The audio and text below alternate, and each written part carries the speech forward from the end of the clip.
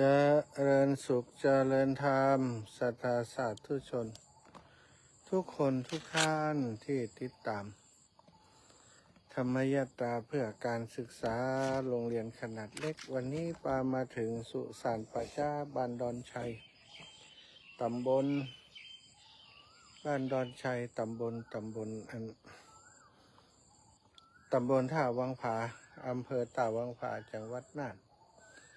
ตอนนี้ณเวลานี้ได้มาถึงยังสุสานป่าช้าบ้านดอนชัยนะซึ่งเป็นเส้นทางที่จะได้เดินทางต่อไปยังอำเภอปัวนะวันนี้เป็นวันพักผ่อนนะเป็นวันพักผ่อนเนื่องจากว่าได้ไปทัศนศึกษาไปแอวดูพื้นที่ความเป็นอยู่ของศรัทธาพี่น้องชาวบ้านในพื้นที่ของรอบอำเภอท่าวังผาเนาะวัดหนองบัววัดหลายวัดที่เป็นวัดที่มีประวัติความเป็นมาที่ยาวนานหลายวัดด้วยกันศรัทธาส่วนใหญ่จะเป็นชุมชนพี่น้องไตลื้อพี่น้องชนไตพี่น้องไตลื้อแล้วก็ไปดูพระธาตุสำคัญที่อยู่ในท่าวังผาหนึ่งในนั้นพระธาตุหนองยิบนะหรือว่าพระธาตุจอมแจ้งก็ได้ไปดูไปชมเสร็จแล้วก็ได้พลิกมากลับมาพักที่นี่นะศรัทธาญาติโยมเป็นสุสานเป็นป่าช้าที่ก็อยู่ห่างกับชุมชนพอสมควรแต่ว่าก็มีตัง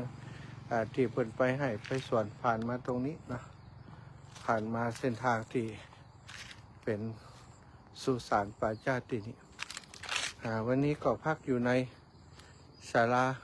ก็คงจะปลอดภัยเนื่องจากว่าบ่มีต้นไม้ใหญ่อยู่ใกล้ศาลาแล้วก็ดูแล้วฝนฟ้าอย่างต่างๆก็คงบ่มีเนาะถ้ามีฝนก็ปลอดภัยอยู่เพราะอยู่ในศาลามีที่มุงบังเรียบร้อย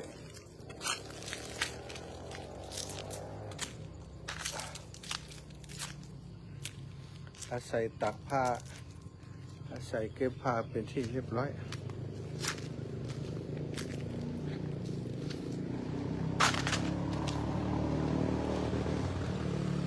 นกกาเหว่าวส่งเสียงเจ้าเจ้าที่เจ้าตางเจ้าเขตเจ้าเดนทุเจ้ามาพักโดยวันนี้เอาบุตรมาฝากท่านเจ้าทั้งหลายโดยอันนี้ก็เป็นเชิงตะกอนหรือว่าเตาเผาที่นี่เป็นเตาเผาที่ใช้ทานมีขมเหลาวควันดำอยู่เตาเผาที่ใช้ทานเป็นเตาที่ใหญ่มีใช้ทานแล้วตกลงไปตั้งลุ่มด้วยนี่เนาะเป็นเตาเผาแบบนี้เปิ้นมีล้างใส่ครับ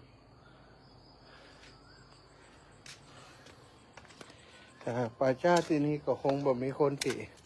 เสียชีวิตมาเมินนานละเนื่องจากว่ามีใบไม้เต็มกองเต็มไปหมด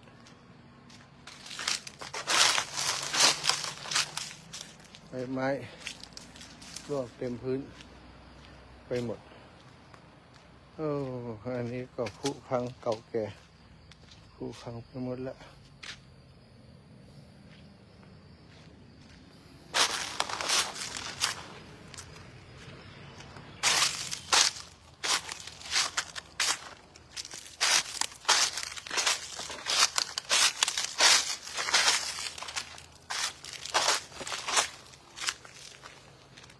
เจ้าบ้านกำลังไถที่สำหรับจะปลูกอะไรอย่างก็บอกนะเพราะว่าไม่ได้เข้าไปดูใกล้ๆมีหนองน้ำมีคูน้ำอันนี้เป็นว่าคลองหลงอีกอะสัทก็คือเมื่อก่อนนี้เป็นแม่น้ำน่านปุ่นแม่น้ำน่านห่างไปริบๆนะคือแถวนี้เวลาฝนตกนะเวลาน้ำท่วมก็จะท่วมหมดเลยท่วมหมดเป็นท้องน้ำไปหมดก็มี มันต่างลงไปตั้งหลุมตัวแต่คงบัดลงไปเอวแต่เด้อเพราะเดี๋ยวจะต้องจัดรายการอยู่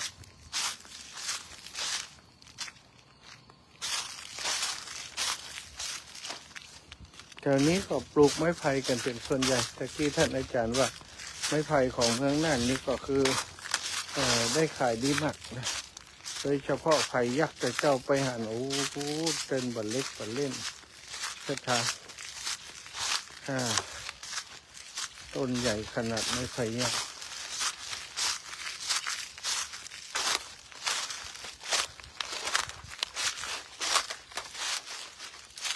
โอ้นี่ก็มีสระน้ำล้อมรอบ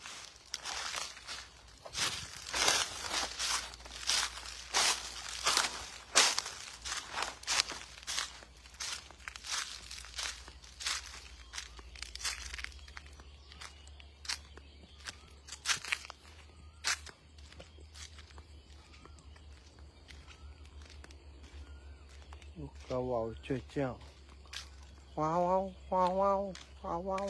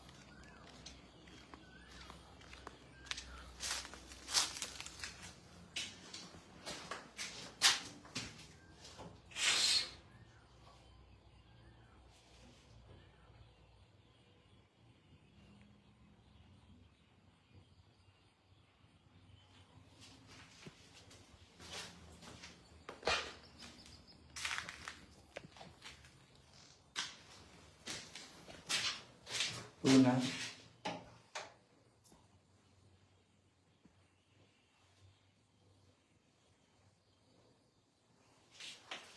เราเปิดสวิตช์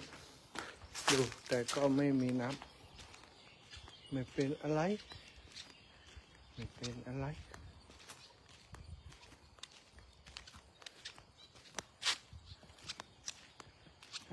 นี่ก่อนนอนตรงนี้ใช่ไหมนี่คือที่นอนมีตึงเต้นตึงกดเลือกเอาครูบาอาจารย์นอนเต้นนะอาตมากางไว้ทุกครั้งที่เดินทางเพื่อเคารพต่อครูบาอาจารย์กฎคือสิ่งที่เพิ่นมีสำหรับการเดินธุดงค์อยู่แล้วจะนอนหรือไม่นอนก็กางไว้เพราะว่านั่งสมาธิปฏิบัติธรรมก็นั่งในกฎปฏิบัติธรรมในกฎ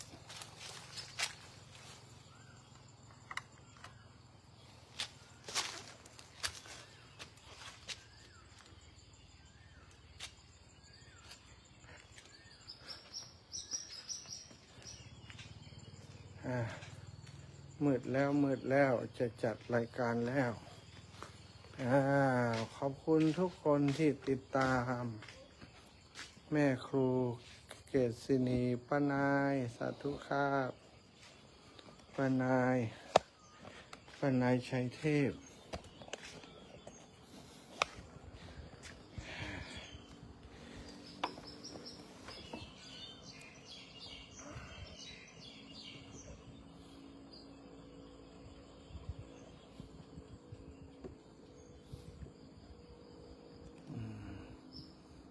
เดี๋ยวติดตามทางไลฟ์สดจัด